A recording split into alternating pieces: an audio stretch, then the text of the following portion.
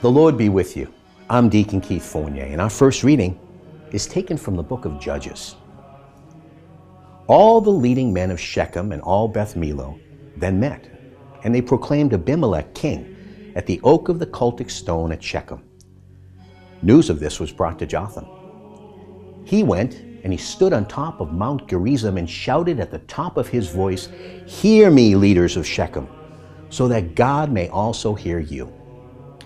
One day the trees went out to anoint a king to rule them. They said to the olive tree, "Be our king." The olive tree replied, "Must I forgo my oil, which gives honor to gods and men, to stand and sway over the trees?"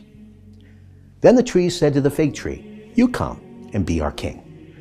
The fig tree replied, "Must I forgo my sweetness, forgo my excellent fruit, to go and sway over the trees?"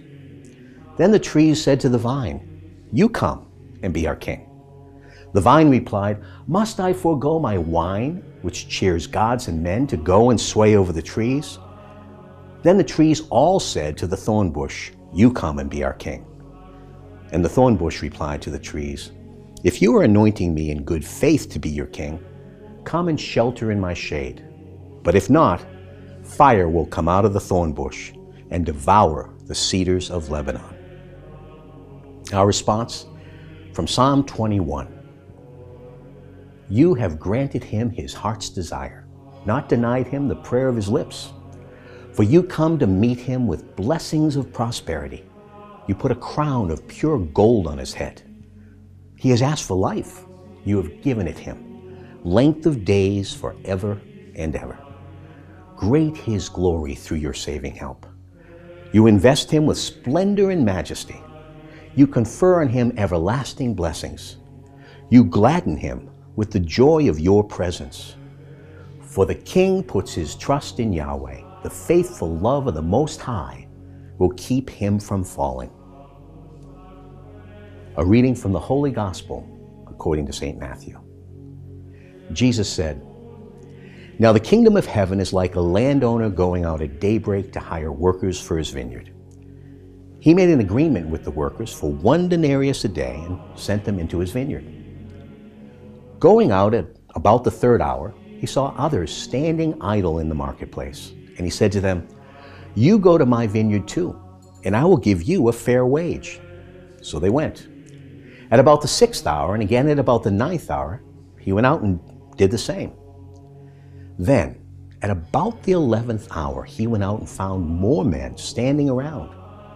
And he said to them, 'Why have you been standing here idle all day?' 'Because no one has hired us,' they answered.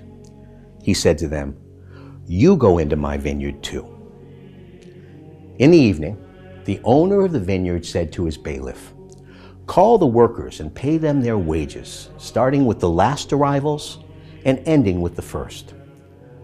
So those who were hired at about the 11th hour came forward and received 1 denarius each.